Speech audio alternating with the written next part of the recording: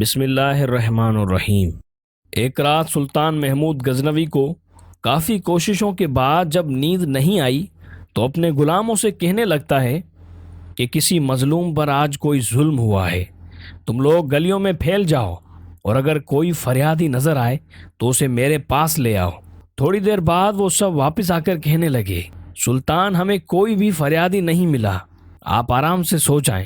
سلطان کو جب پھر بھی نیند نہیں آئی تو وہ کپڑے بدل کر خود محل سے باہر نکلا۔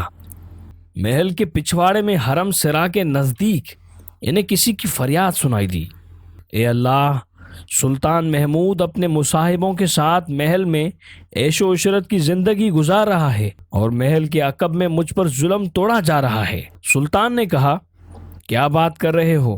میں محمود ہوں اور تمہاری فریاد رسی کے لیے آیا ہوں، مجھے بتاؤ کیا ظلم ہوا ہے تمہارے ساتھ؟ آپ کے خواص میں سے ایک شخص جس کا نام نہیں جانتا ہر رات میرے گھر آتا ہے اور میری بیوی پر ظلم و تشدد کرتا ہے، اس وقت وہ کہاں ہے؟ شاید اب چلا گیا ہو، دوبارہ جب وہ آئے تو فوراً آ کر مجھے اطلاع کر دو۔ پھر سلطان نے محل کے دربان کو وہ شخص دکھایا اور کہا، جب بھی یہ دربار آئے اسے سیدھا میرے پاس پہنچا دو، اگر میں نماز کی حالت میں بھی ہوں تو بھی پرواہ مت کرو۔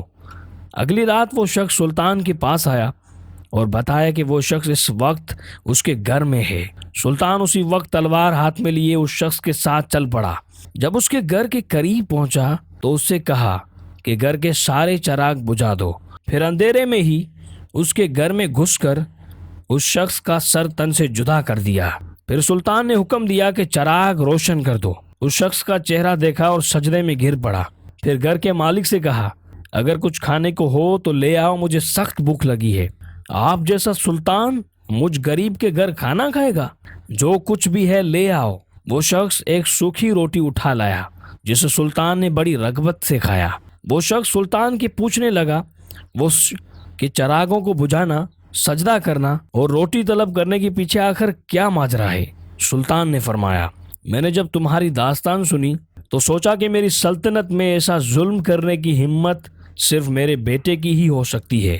اندھیرا کرنے کو اس لیے کہا تھا کہ پدرانہ شفقت میرے انصاف کے راستے میں حائل نہ ہو جائے۔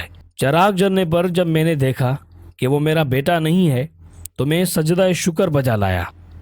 کھانا اس لیے مانگا جب مجھ سے تمہاری مصیبت کا علم ہوا، میں نے اللہ کے سامنے قسم کھائی تھی کہ جب تک تمہیں انصاف نہیں مل جاتا میرے اوپر روٹی حرام ہے۔ اس وقت سے اب تک نہ میں نے کچھ کھایا تھا اور نہ پانی پیا تھا۔